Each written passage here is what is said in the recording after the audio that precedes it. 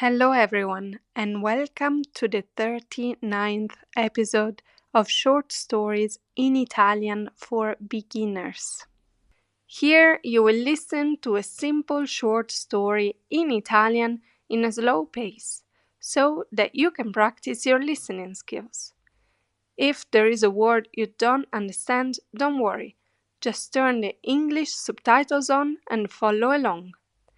After you've studied the new words, test your pronunciation skills. Try and read the story out loud, replaying the video and double-checking your pronunciation with me.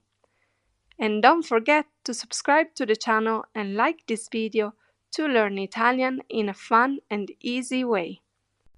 La storia di oggi si intitola Una mattina nell'orto.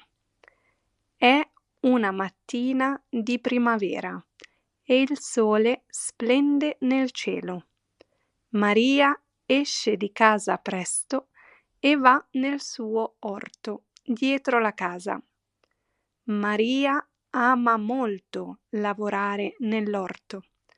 È un luogo tranquillo dove può stare all'aria aperta. Indossa un cappello di paglia e dei guanti da giardino. Prima controlla le piante di pomodoro.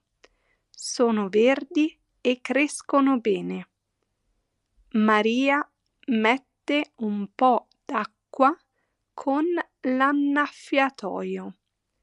Poi guarda le zucchine e le insalate. Alcune foglie sono grandi e fresche. Maria raccoglie 2 zucchine e un po' di lattuga per il pranzo. Vicino al muro ci sono anche alcune piante di basilico. Maria prende qualche foglia e sente il profumo.